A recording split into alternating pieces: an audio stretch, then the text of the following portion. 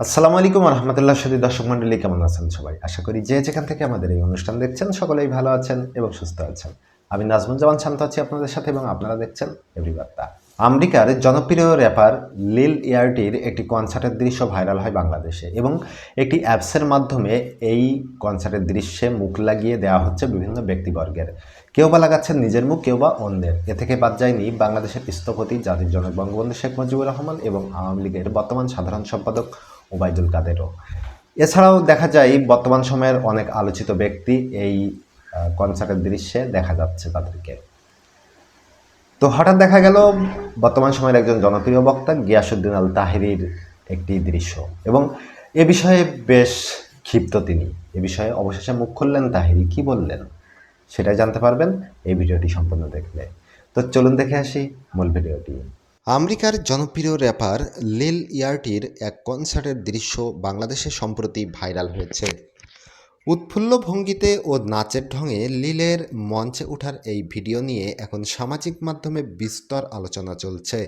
আসল ভিডিওতে কৃত্রিম বুদ্ধিমত্তার এআই কারসাজিতে নিজের মুখ বসিয়ে প্রচারের হিড়িক পড়েছে এবং সেই ভিডিওতে এআই কারসাজির শিকার হয়েছেন আলোচিত ধর্মীয় বক্তা মুফতি মোহাম্মদ গিয়াসউদ্দিন আল তাহেরি।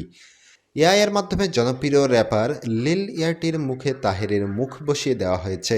সম্প্রতি সেই ভিডিও নিয়ে তীব্র প্রতিক্রিয়া জানিয়েছেন তিনি। একই সঙ্গে তিনি তার ভক্তদের এসব থেকে দূরে থাকার পরামর্শ দিয়েছেন। এআই এডিটেড ভিডিও নিয়ে তাহেরি বলেন, দেখলাম এখন কি একটা অ্যাপস বের হয়েছে যেখানে ভিডিওর মধ্যে কারোর মাথা লাগিয়ে দিলে তিনি হাজার হাজার মানুষের সামনে নাচতে থাকেন।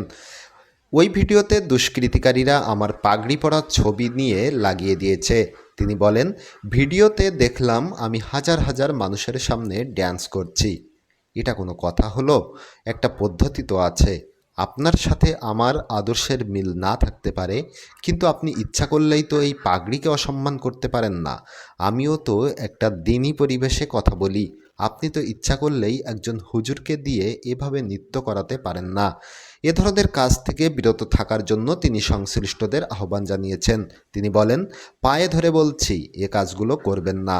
মিথ্যা অপপ্রচার না করে যদি আমি বাস্তবে এসব করে থাকি তাহলে সেটা বলেন, তখন মানুষ আমার থেকে দূরে থাকবে। কিন্তু আপনি কাল্পনিক আর মিথ্যা এডিটিং করে কেন আমার মাথা নিয়ে অন্যের ড্যান্সের জায়গায় লাগাবেন?